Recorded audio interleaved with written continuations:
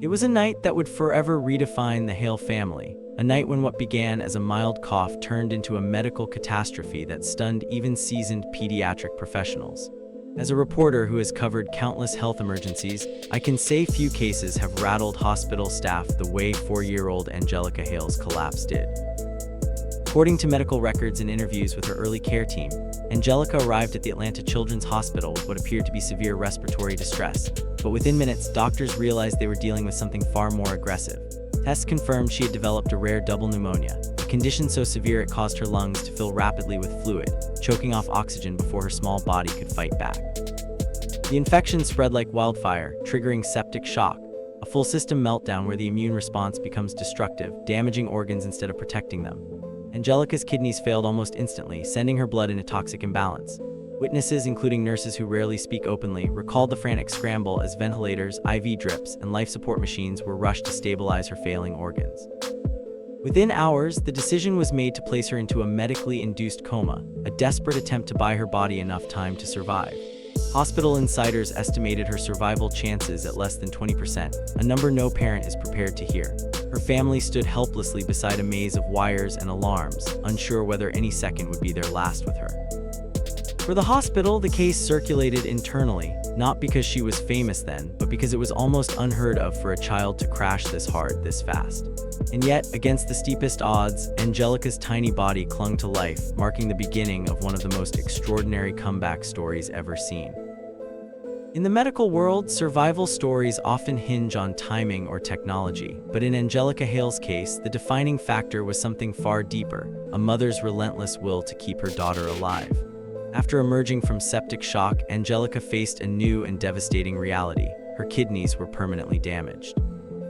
Doctors confirmed that even though she survived the initial crisis, her body could no longer filter toxins, leaving her dependent on dialysis treatments that were grueling for adults, let alone a young child barely strong enough to stand.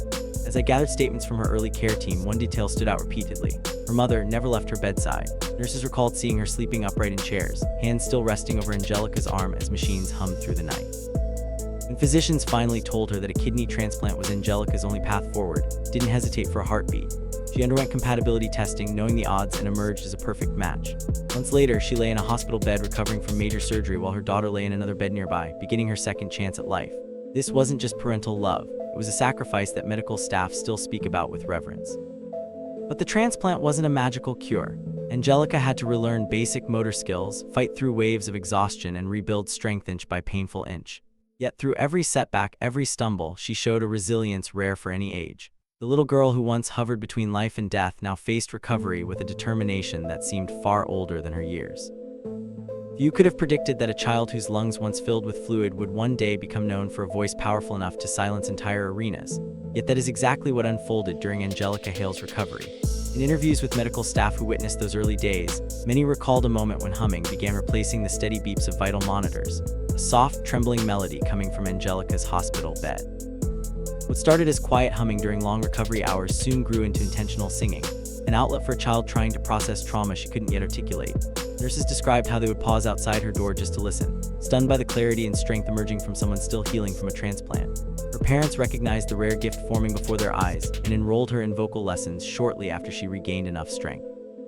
By the time she turned 5, Angelica was already performing the Star-Spangled Banner at local events, astonishing crowds with emotional depth far beyond her age. Vocal coaches who worked with her insist that what set Angelica apart wasn't technical skill, but lived experience. This wasn't a child imitating pop stars, this was a girl whose voice carried the weight of survival.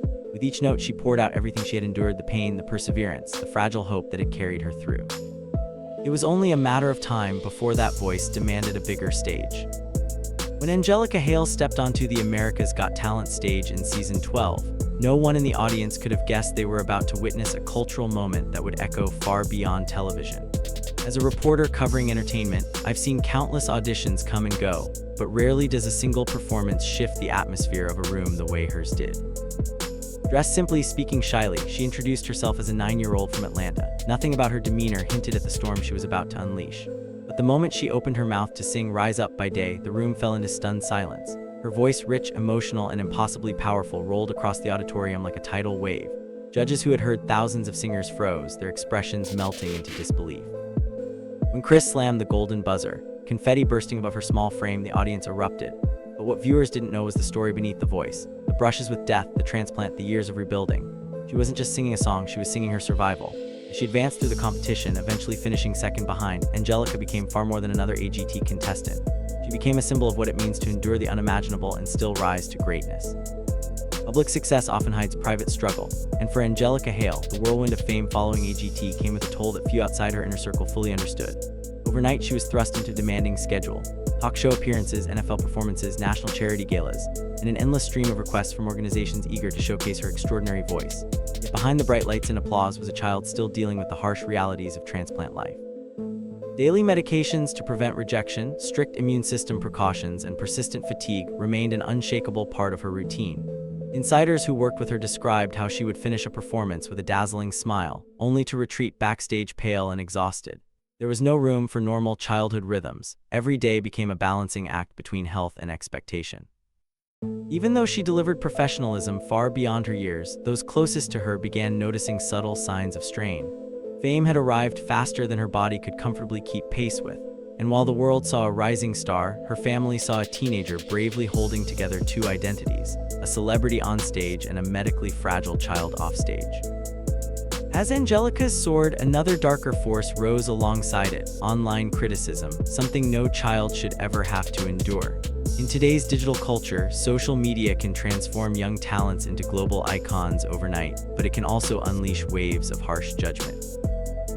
Trolls targeted Angelica with comments about her appearance, her voice, even her personality. Critiques delivered with the kind of cruelty that adults struggle to handle, let alone a young teen still figuring out who she was. In conversations with individuals close to her team, many shared how the pressure of maintaining positivity online became increasingly overwhelming. Her parents and management watched the negativity escalate and eventually made a protective decision: to scale back her social media presence for the sake of her mental health. This wasn't a dramatic disappearance, but a quiet retreat, a way for Angelica to shield herself from the emotional weight of unwanted opinions. While fans wondered why she had gone silent, the truth was far more human. Angelica wasn't withdrawing from fame, she was preserving her peace. She was learning one of life's toughest lessons early: that sometimes survival isn't loud or glamorous, sometimes it's choosing silence over suffering.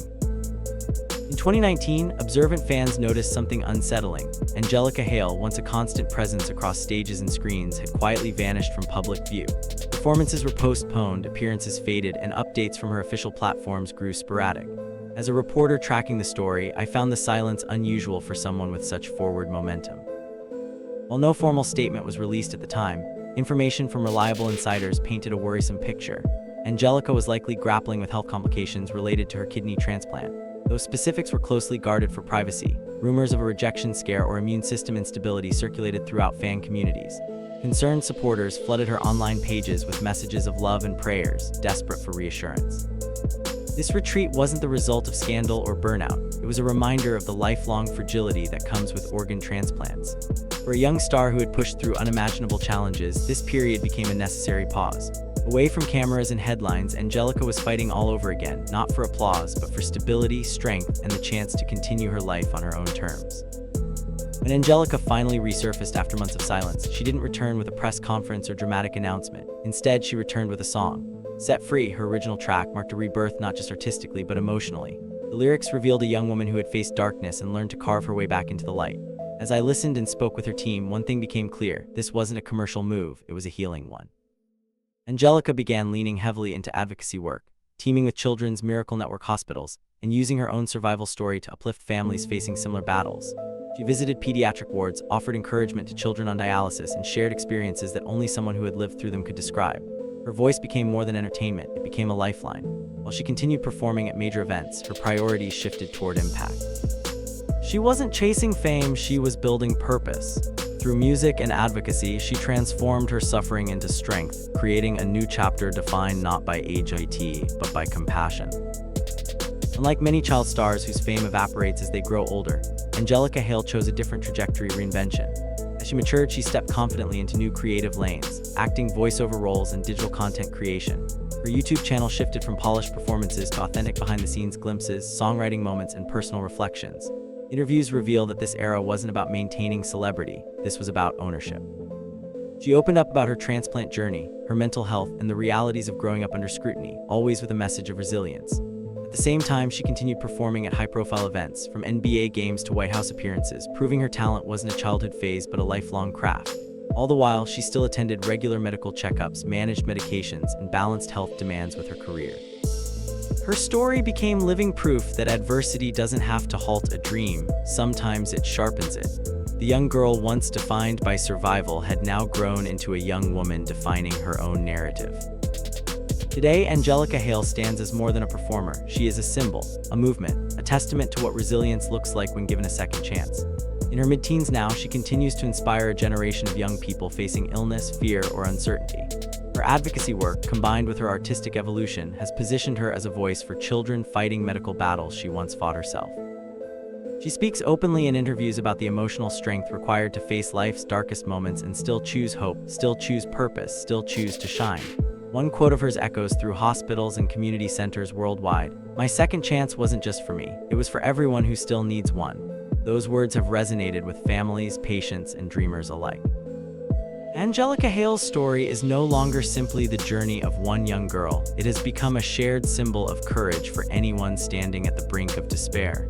Her music is powerful, yes, but her legacy, even before adulthood, is something far greater. It is unstoppable.